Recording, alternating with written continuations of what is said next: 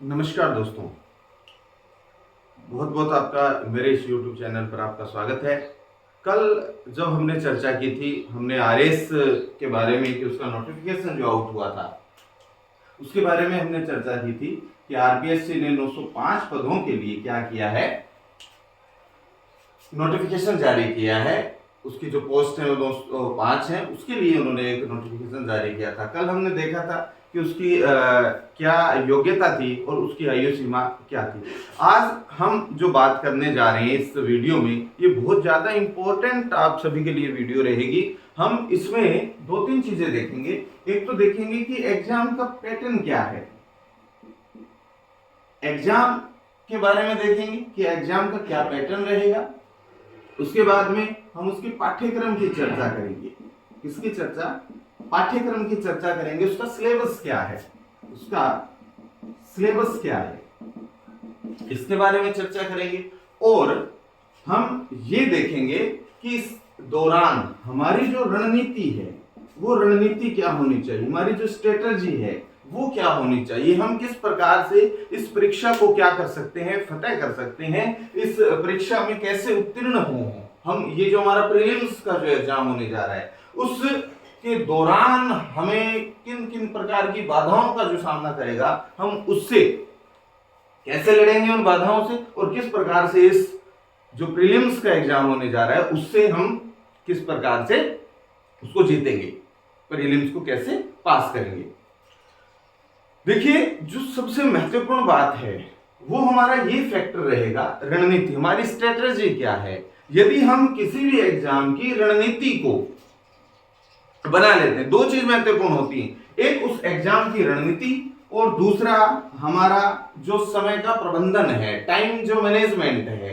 ये दो बातें किसी भी एग्जाम को पास करने के लिए बहुत ही महत्वपूर्ण योगदान देती हैं। इन दो हथियारों के बिना हम किसी भी युद्ध को जीत नहीं सकते हैं।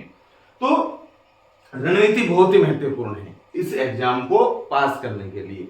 तो हम इसी को ध्यान में रखते हुए कुछ बातें आपको बताएंगे, और यकीन मानना मेरा, मैं ये जो रणनीति आपको बना रहा हूं, मैं बताऊंगा कि इसमें कौन कौन सा हमारा जो सिलेबस है, कौन कौन से सब्जेक्ट ज्यादा महत्वपूर्ण है, उनका कितना वेटेज रहता है, वो बातें भी मैं आपको बताऊंगा। और एक रणनीति बताऊंगा कि किस प्रकार से आप इन सब्जेक्ट पर ज्यादा फोकस करना और किस प्रकार से हम इस एग्जाम को फतेह कर सकते हैं, जीत सकते हैं। तो हम सबसे पहले तो बात करेंगे कि इस एग्जाम का पैटर्न क्या है, ये एग्जाम कितने फॉर्म में कंडक्ट करवाया जाता है। तो सबसे पहले तो बात करते हैं एग्जाम के पैटर्न की, कि ये एग्जाम क्या होता है, कैसे होता है, कितने चरणों में होता है ये एग्जाम। तो ये जो एग्जाम है, ये एग्जाम हमारा 3 चरणों में होता है, 3 स्टेप हैं इसके, 3 चरण है इस एग्जाम के। सबसे पहले आता है अपना प्रीलिम्स, उसके बाद में आता है आपका मेंस, और फिर आता है आपका इंटरव्यू। प्रीलिम्स कितने अंकों का है? तो प्रीलिम्स में होते हैं आपके 200 अंक। किसका होता है? तो ये होता है आपका जीके का, या हम कहें जनरल स्टडीज, जीएस का होता है। इस 200 अंक में कितने क्वेश्चन आते हैं? तो इसमें जो क्वेश्चन है, नंबर ऑफ क्वेश्चन है, वो कितने हैं? 150। इसका मतलब 150 क्वेश्चन, 200 अंक। इन 200 अंकों से हम कितने नंबर लेकर आएंगे वो भी मैं आपको बताऊंगा। उसके बाद में मेंस आता है। इस मेंस में कितने पेपर होते हैं? तो इसमें 4 पेपर होते हैं आपके। एक जीएस 1 का पेपर होता है, एक जीएस सेकंड, एक जीएस थर्ड, और एक आपका जीएस 4 होता है। जीएस जो 4 होता है इसमें आपकी लैंग्वेज आती है, एक हिंदी और एक आती है आपकी अंग्रेजी। ये सारे जो आपके जो प्रश्न पत्र हैं, जो आपका ये जो पेपर होंगे, ये प्रत्येक कितने अंकों के होते हैं? ये भी आपके 200-200 अंकों के होते हैं। कितने अंकों के? 200 अंकों के। ये भी 200 का, 200, 200, और ये जो लैंग्वेज का है ये भी 200। जीएस फर्स्ट में आपका हिस्ट्री हो सकता है। इस प्रकार से ये सारे सब्जेक्ट आते हैं, जिसमें आपका योगा भी है, टाइम मैनेजमेंट भी है, ये सारी चीजें आती हैं आपकी। तो वो सारी चीजें हम इसमें देखेंगे, ये सारी बातें होती हैं। और इंटरव्यू में आपका कितने अंकों का होगा? 100 अंक का आपका क्या होता है? इंटरव्यू होता है। हमारी सबसे बड़ी जो बाधा है वो ये नहीं है। हमारी सबसे पहली वाली जो बाधा है वो यही है कि हम प्रीलिम्स को कैसे निकालें।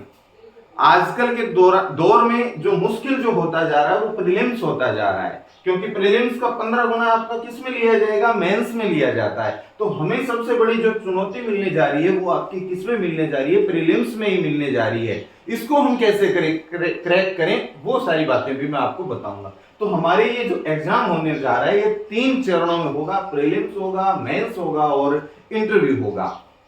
अब बात कर लेते हैं कि एग्जाम चरण के बाद सिलेबस क्या होता है इसका। सिलेबस में कौन कौन से सब्जेक्ट आते हैं आपके, वो हम चर्चा कर लेते हैं। देखिए सिलेबस में आपका क्या होगा कि जो राजस्थान जीके है वो तो सारा आएगा ही आएगा। इसके अलावा मैं आपको बता देता हूं, सारा ही बता दूंगा। एक एनालाइज किया था हमने कि कौन कौन से सब्जेक्ट इसमें मुख्यतः आते हैं। सिलेबस में देखना क्या आ रहा है आपका, जो ये पाठ्यक्रम है हमारा, जो ये सिलेबस है, इसमें क्या क्या सब्जेक्ट हैं। सबसे महत्वपूर्ण जो रोल निभा रहा है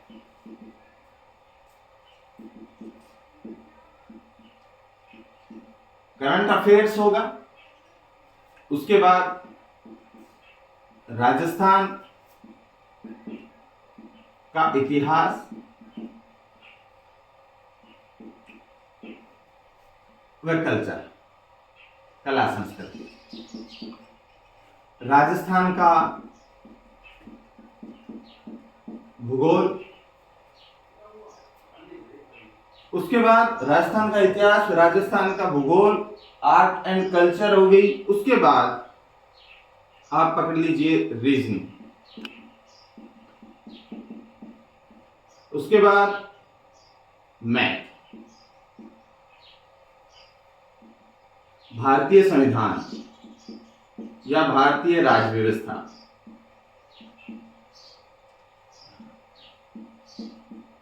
भारतीय राज्य व्यवस्था। भारतीय राज्य व्यवस्था के बाद राजस्थान की राज्य व्यवस्था,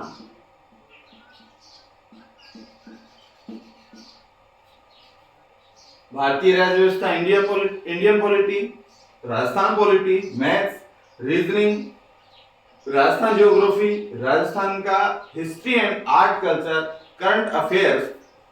एक सब्जेक्ट है आपका science and technology, science and technology. एक आता है आपका भारत का भूगोल,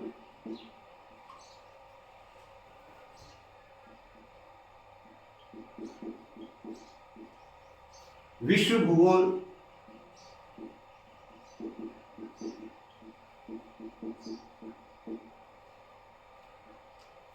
आधुनिक भारत, इस तरफ लिख देता हूं, मॉडर्न हिस्ट्री, आधुनिक भारत। उसके बाद प्राचीन व मध्यकालीन भारत,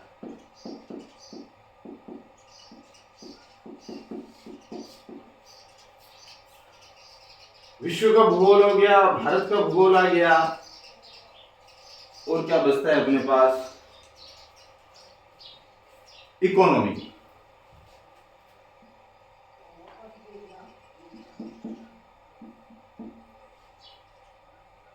भारतीय अर्थव्यवस्था और राजस्थान की इकोनॉमी।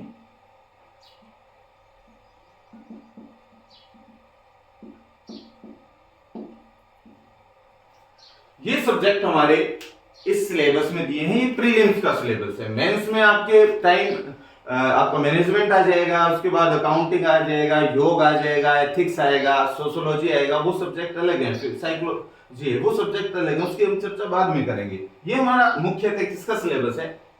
ये हमारा प्रीलिम्स का मुख्य क्या है? सिलेबस है। अब मैं आपको ये बता देता हूं कि किन किन सब्जेक्ट का ज्यादा वेटेज रहता है और किन पर हमें ज्यादा ध्यान रखने की आवश्यकता है, उसके बारे में चर्चा करता हूं कि कौन कौन से सब्जेक्ट आए हुए हैं। यदि हम बात करें,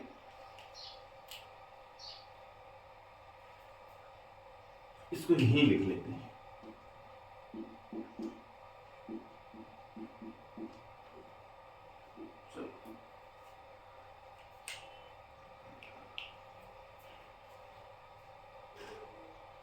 इसको मैं आपको इधर लिख देता हूं, एक बार रुकना चाहिए।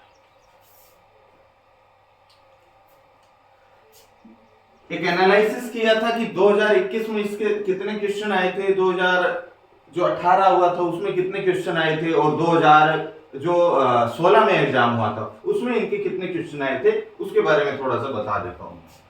2021 में अभी बताता हूं, एक सेकंड रुकना चाहिए।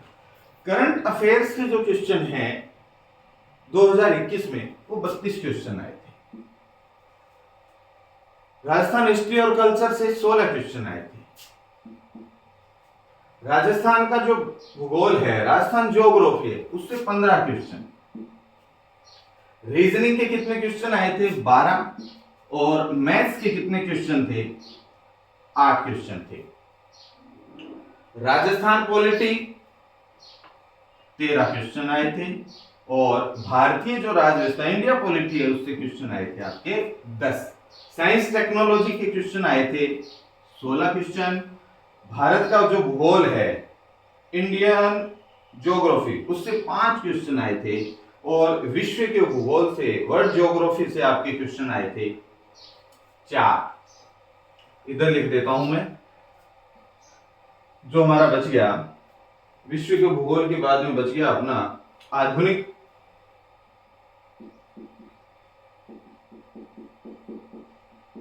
भारत, उसके बाद में बच गया अपना प्राचीन और मध्यकाल भारत, उसके बाद में राजस्थान या भारतीय अर्थव्यवस्था, इंडिया इकोनॉमी, और राजस्थान की अर्थव्यवस्था, राजस्थान की अर्थव्यवस्था। आधुनिक जो भारत है उससे क्वेश्चन आए थे आपके 5। 2021 की ही बात चल रही है। प्राचीन और मध्य भारत से क्वेश्चन आए थे आपके 4 क्वेश्चन आए थे। भारतीय इंडियन इकोनॉमी 5 क्वेश्चन, और राजस्थान की जो अर्थव्यवस्था है उससे क्वेश्चन आए थे आपके 5। ये था आपका 2021 का डाटा। 2018 की यदि हम बात करें, 2018 की यदि बात करें तो 2018 में जो हमारे पास आए थे वो था हमारा करंट अफेयर के पश्चिम 2018। 25 राजस्थान हिस्ट्री एंड कल्चर के 15, राजस्थान का भूगोल 15,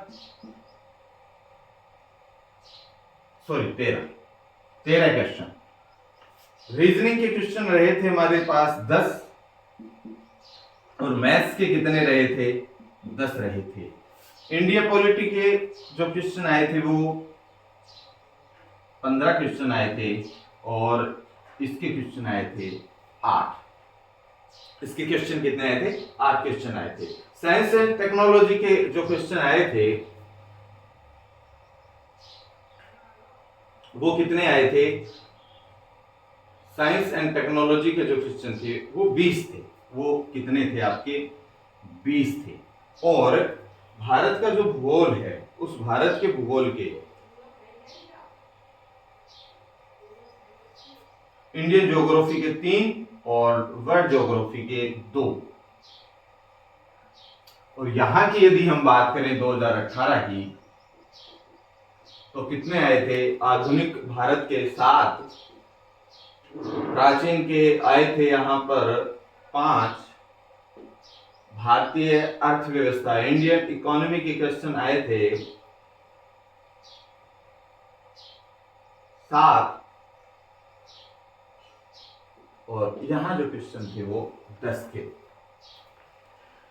ये हमने मोटा मोटा एक देख लिया कि इस प्रकार से इनके क्वेश्चन का पैटर्न रहा है, प्रारूप रहा है कि भी इतने इतने क्वेश्चन इसमें से आते हैं, इतने इतने क्वेश्चन इसमें से आते हैं। अब यदि हम बात करें कि हमारी जो रणनीति रहेगी वो क्या रहेगी, किस पर मुख्य फोकस करना है, और यदि कोई बच्चा फर्स्ट ग्रेड की तैयारी कर रहा है या अभी जो कॉलेज प्रोफेसर, जो असिस्टेंट प्रोफेसर के जो एग्जाम है अक्टूबर में, वो किस प्रकार से इस दोनों एग्जाम को एक साथ लेकर तैयारी कर सकता है, उसके बारे में मैं थोड़ी सी चर्चा करने जा रहा हूं।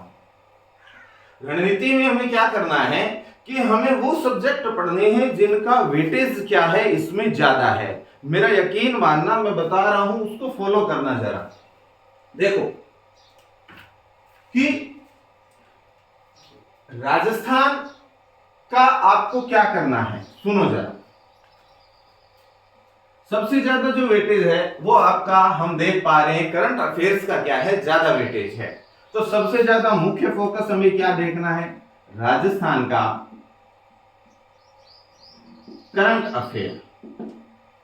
राजस्थान के करंट अफेयर पर मुख्य रूप से हमें क्या करना है, फोकस करना है। इसके ये मानकर चलना 30 क्वेश्चन तो निश्चित रूप से आएंगे ही आएंगे। इस करंट अफेयर में आप जनवरी से तैयार कर सकते हो, जनवरी से लेकर सितंबर तक का आपका जो करंट अफेयर्स है राजस्थान और नेशनल और इंटरनेशनल तीनों मिलाकर। इसमें आर्थिक समीक्षा भी आपको पढ़नी है, आर्थिक समीक्षा और बजट का भी इसमें पोर्शन आपको पढ़ना है। आर्थिक समीक्षा से ही कम से कम आपके 10 से 12 क्वेश्चन आ जाते हैं। तो राजस्थान का करंट अफेयर्स आपको निश्चित रूप से तैयार करना है। उसके बाद में राजस्थान का इतिहास एंड कला, राजस्थान की आर्ट एंड कल्चर, राजस्थान की हिस्ट्री एंड कल्चर। इसके क्वेश्चन कितने आ रहे हैं, ये मानकर चलना करीब करीब 15 या 16 क्वेश्चन यहां से आते हैं। तो 30 क्वेश्चन हम यहां से मान लिए, 15 क्वेश्चन यहां से आ गए। उसके बाद राजस्थान का भूगोल, राजस्थान ज्योग्राफी, यहां से कितने क्वेश्चन आ रहे हैं, देखो जरा 15। कितने क्वेश्चन तो आपके हो गए, 60 क्वेश्चन तो यहीं से हो गए आपके। उसके बाद मैथ्स और रीजनिंग, टोटल मैथ और reasoning, maths and reasoning,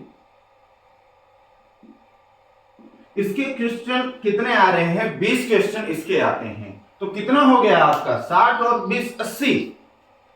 merit बेटा 150 क्वेश्चन में से अगर हमारे 50% 75 से भी कम रहती है, यदि हमारे 70-75% सही हो रहे हैं, तो भी हम प्रीलिम्स क्या कर पा रहे हैं, क्वालिफाई कर पा रहे हैं। तो यदि हम इन सब्जेक्ट पर, राजस्थान का करंट अफेयर, राजस्थान का हिस्ट्री, ज्योग्राफी और कल्चर एंड मैथ्स और रीजनिंग, इन पर यदि ध्यान दें तो हमारा प्रीलिम्स तो क्या हो जाएगा, यहीं से क्लियर हो जाएगा, यहीं से ही हम उत्तीर्ण कर जाएंगे इस पहले चरण को। इसके बाद में किसी का मन नहीं कर रहा या कि सर हमारा ये वाला जो पोर्शन है मैथ्स एंड रीजनिंग, ये थोड़ा सा वीक है, आर्ट्स के जो बच्चे होते हैं, आर्ट्स बैकग्राउंड के जो बच्चे हैं, उनके लिए थोड़ा मुश्किल सा हो जाता है। वैसे मुश्किल नहीं होता है बेटा कुछ भी, लेकिन फिर भी चलो मान लें कि मैथ्स हमारा क्या है, थोड़ा सा वीक रहा है।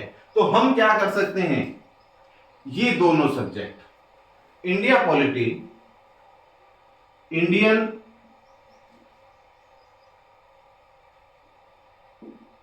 Indian polity and Rajasthan polity. ये जो सवाल है हम देख रहे हैं, दोनों में कितने क्वेश्चन आ रहे हैं, दोनों से 23 क्वेश्चन आ रहे हैं, हम 20 मानकर चल लेते हैं, 100 क्वेश्चन हो गए हैं आपके। इसके बाद साइंस एंड टेक्नोलॉजी, अगर इस सब्जेक्ट को भी हम मानकर चलें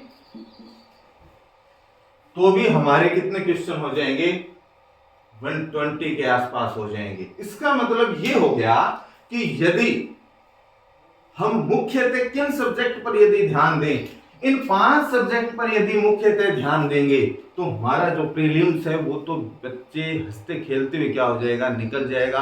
कोई मुश्किल नहीं है, कोई भी मुश्किल नहीं है। मैं लिख कर दे रहा हूं आपको कि इन बेटा 5 सब्जेक्ट को थोड़ा ढंग से देख लीजिएगा, आपका प्रीलिम्स कोई नहीं रोकने वाला है। बेशक आप चाहे पेपर किसी भी प्रकार का आ जाए, आप इन क्वेश्चन में से बेटा कितनी रहती है मेरिट, 75, आपको ये कितने नंबर का काम दे दिया है। यहीं से यदि हम देखें तो हमारे 100 क्वेश्चन हो रहे हैं। इसका मतलब 100 में अगर हम 100 भी नहीं करके आएंगे, अगर हम 80 के आसपास 70, 72, 75 या 80 तक यदि क्वेश्चन भी हमारे सही हो रहे हैं तो हमारा प्रीलिम्स क्या हो रहा है, निकल रहा है। समझ रहे हो मेरी बात? तो मुश्किल नहीं है।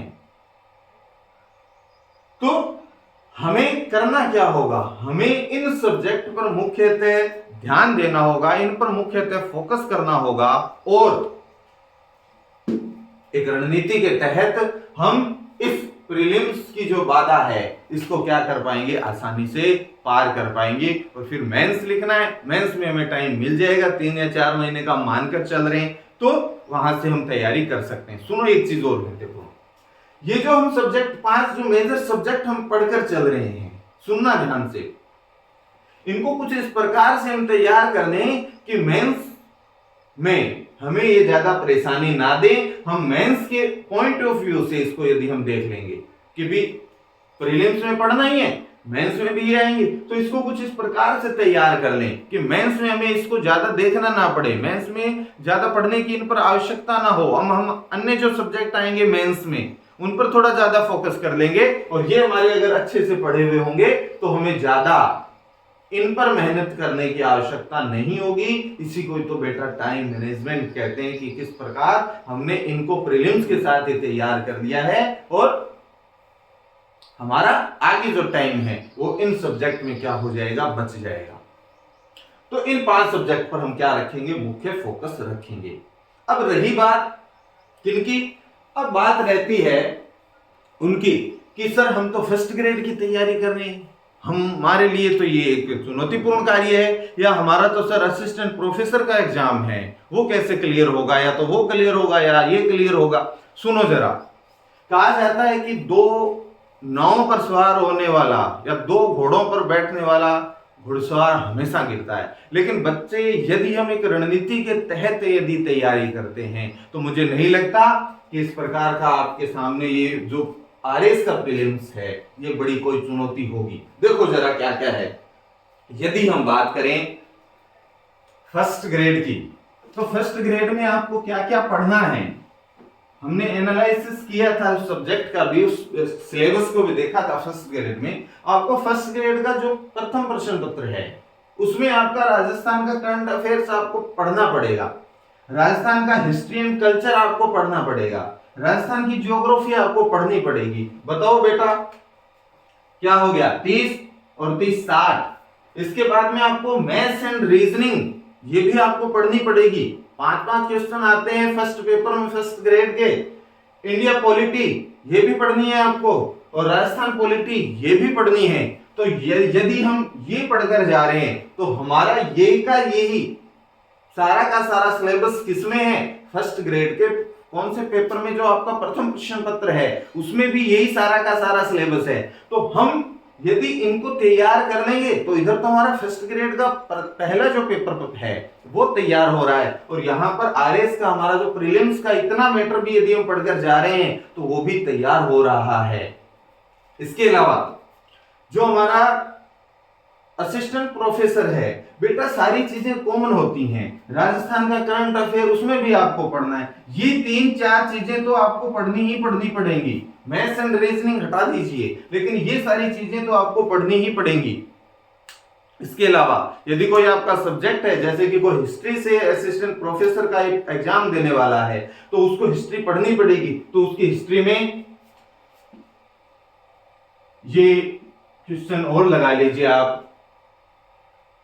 10 क्वेश्चन मान के चल लीजिए आप भारतीय इतिहास के, तो वहां से वो आपको क्या मिल रहा है, बेनिफिट मिल रहा है। अगर आप पॉलिटी से दे रहे हैं तो आपको पॉलिटी तैयार करनी पड़ रही है, वो बेनिफिट मिल रहा है। तो मेरा कहने का तात्पर्य ये है कि यदि हम इसके मुख्य मुख्य जो सब्जेक्ट हैं उस पर अगर फोकस कर लें, उस पर अगर थोड़ा सा ध्यान दें, जो अन्य सब्जेक्ट, अन्य जो पेपर की वैकेंसियां हैं, जैसे फर्स्ट ग्रेड या असिस्टेंट प्रोफेसर, उनमें भी ये सब्जेक्ट है जो कॉमन है, जो उभयनिष्ठ हैं, उनको यदि हम थोड़ा सा ध्यान दें और फिर हम अगर अध्ययन करें तो हमारा प्रीलिम्स आसानी से निकल सकता है, फर्स्ट ग्रेड के साथ भी और असिस्टेंट प्रोफेसर के साथ भी। ये ध्यान रखना। और ये जो सब्जेक्ट है मेजर सब्जेक्ट हैं, जो कॉमन होते हैं, हर परीक्षा में ये आते हैं,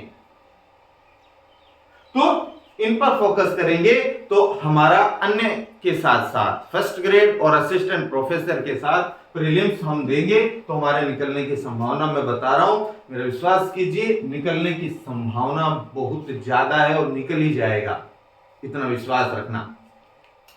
अब कुछ बच्चे रीट वाले हैं, वो बच्चे कुछ परेशान हैं। 1-2 बच्चों के मैसेज आए कि सर बताइए क्या किया जाए, अब आगे कोई वैकेंसी आ नहीं रही है, रीट की कोई आ नहीं रही है, फर्स्ट ग्रेड है, किसी बच्चे की बीएससी नहीं की हुई, एमएससी नहीं की है, तो वो पात्र नहीं है फर्स्ट ग्रेड के लिए, तो सर हम क्या करें, हमारे लिए क्या रणनीति है। तो बेटा आपके लिए भी रणनीति सेम ही है।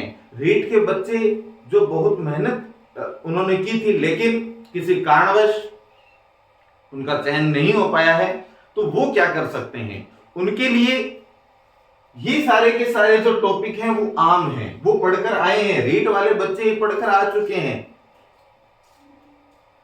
राजस्थान का करंट अफेयर आपने अच्छे से पढ़ा है और बेटा ये पहले जनवरी फरवरी तक पढ़ के आ चुके हो, आप अपडेट करना है आपको, तो आप आगे सितंबर तक का जो करंट अफेयर है वो देखना है आपको।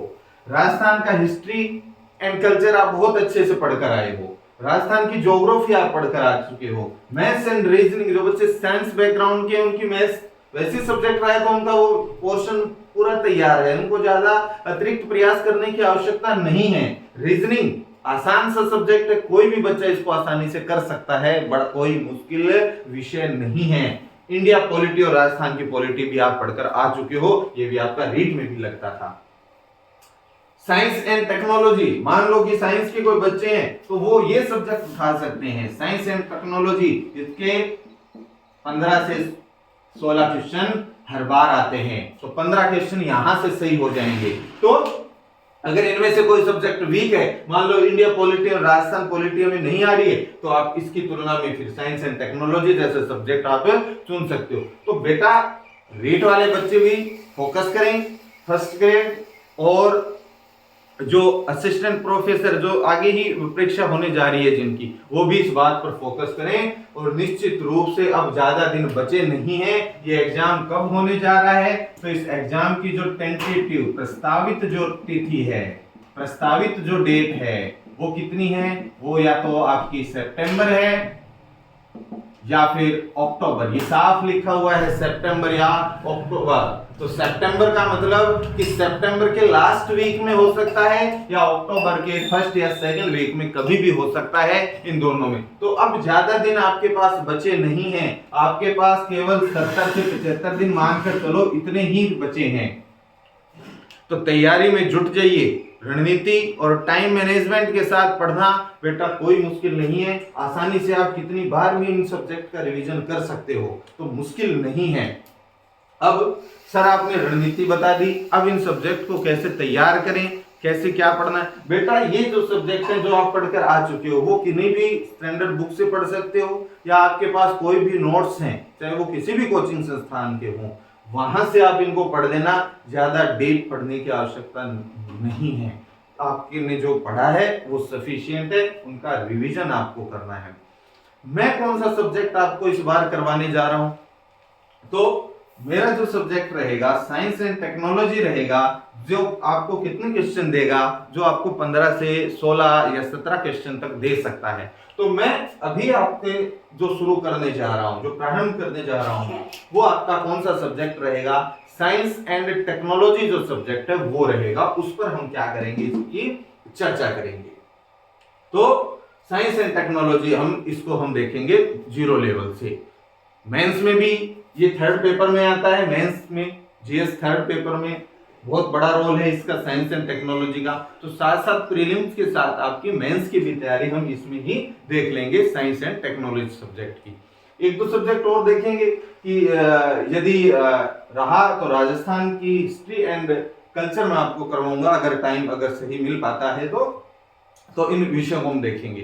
तो कुछ पंक्तियां याद आती हैं मुझे कि जमीन पर बैठकर आसमान को क्या देखता है, जमीन पर बैठकर आसमान को क्या देखता है, पंखों को खोल ये जमाना उड़ान देखता है, पंखों को खोल ये जमाना उड़ान देखता है। तो बस आपको उड़ान भरने की अब आपकी तैयारी होनी चाहिए।